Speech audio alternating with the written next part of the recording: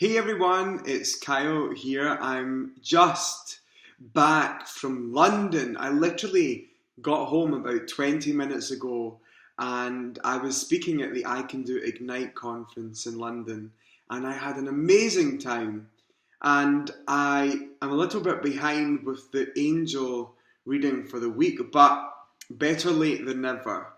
There was one thing I wanted to share with you all from my talk I Can Do Ignite this weekend. I was speaking about forgiveness, and during my talk on forgiveness, I also spoke about all the different actions that we can take towards leading us into a state of forgiveness. And for me, forgiveness is really, really simple. It's basically this remembering that we are soul, and no matter what you do to yourself or no matter what is done to you, there's a true aspect of you that will never be broken. And one of the things that I always say to myself is forgiveness is the remembering that you can never really be hurt, for nothing can tarnish your soul. And one of the real actions, the right actions that lead towards forgiveness is removing from yourself and your own actions, your own ideas, that attack is real. Especially with the internet today, it's very, very easy to be pulled into attack mode, and it's very, very easy to be defensive and to put up these walls. And one of the things that I've always been challenged by in the past is I'm an animal rights activist. I'm absolutely so focused on animals being well, and especially with the fur industry. That's one thing I'm extremely passionate about.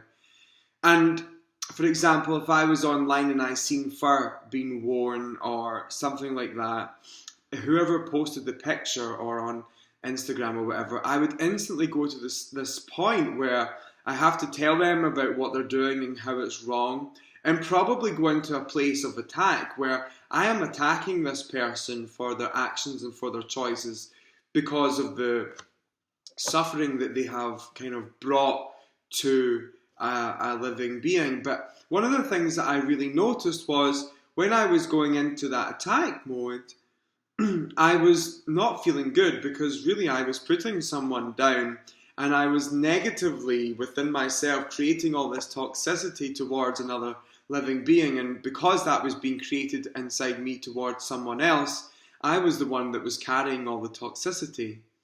And the other thing that really came to my attention was, if I am attacking someone else, it's basically me saying to myself that I too can be attacked.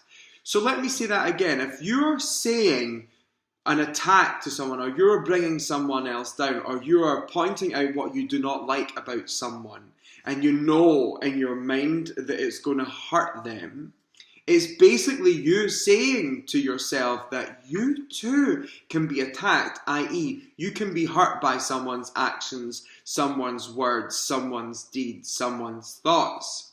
So in order to move into a state of forgiveness, one of the steps towards that is removing from our minds and our hearts the idea of attack. So really, as soon as you're going into criticism, judgment, and you want to attack someone, you are saying that you too can be attacked. And we all know what it's like for someone to say something negative towards us, whether it be in person or online, via a text, a phone call, or whatever. So if you want to move towards forgiveness, get rid of the idea of attack. Our free cards for this week, and to keep it really nice and short and sweet with you, we'll pick 3 cards. 1 for the strength, 2 for the heart, and 3 for the challenge. Our strength card this week is Open Your Heart. Now this is an amazing card because it basically tells us that our heart is beginning to really open up and really show its light and really show its purity to the world. Now, in the past few weeks, we were speaking about opening our heart, and especially it was one of our challenges. But one of the things that I always like to share with people is Our strength is when our heart is open, because when our heart is open, we are in alignment with soul, we are in alignment with the angels, and we are in alignment with abundance. And one of the most amazing things that you can do for yourself in order for your heart to remain open is know that you cannot be harmed, is know that deep within you there is an aspect of you that can never be broken, it can never be tarnished, it can never be attacked, and that is your soul. Because no matter what anyone does to you, no matter who lets you down in your life, no matter what goes wrong, your soul remains intact, it remains completely light. And it is the remembering that you are a light within that allows your heart to open. So one of the main reasons we don't want to open our heart is because we feel vulnerable, we feel exposed, we don't want anyone to damage us, but it's in the knowing that we can't be damaged that allows the heart to open. So it is our strength this week, and it makes me feel that because our heart is open and because we're knowing all these spiritual things and we remind ourselves of it daily, it really allows us to come into alignment with abundance. And abundance doesn't necessarily mean money. It just means people supporting us, feeling supported by the universe, and walking a path that we love. The heart card is the divine physician, Archangel Raphael. Now this card is wonderful to have at our hearts because basically what it says is healing. Divine healing has taken place within us. And one of the things I always say to people is, if you're wanting healing to happen in your life, whether it be a physical ailment or something wrong with your body or something going on in your life, you can't keep wishing for the healing to come in the future. You have to know that the healing has already happened. And what I mean by that is, for example, say it's something with your body. You will never feel healthy if you have this feeling that you're unhealthy. Does that make sense? So in order to feel full and healthy, you have to feel full and healthy. So if you want something healed in your life, you have to trust that the healing is already there and occurred. It basically allows you to stay present with your thoughts. Because the healing card is within our heart, it basically means there is so much being healed in our life this week. Between the 16th and the 22nd of March, we're going to feel this shift within us that allows us to really show the trueness of our heart and feel healed with our lives. Our challenge this week is to take some time to breathe. It's never easy to slow down. It's never easy to stop. In the Western world especially, we are programmed to be busy. We are programmed to keep going. That's why most of us have a challenge with our meditation practice, because when it comes to us sitting down and sitting still, there's an aspect of us that feel like we can't do that. And there's an aspect of us that feels like we are wasting so much time and then we're losing out on something, when really we are gaining. Take some time to breathe is our challenge. And so for the next week, I encourage you to get a phone or an egg timer or something. Set it to 5 minutes timer. Sit still and just breathe. You cannot move from the spot until the timer goes off. And then you're really allowing yourself to take some time to breathe. And one of the things I've always found is meditation is an organic experience. It's something that happens very natural. Yeah, we can do guided meditations and yeah, we can read books on it.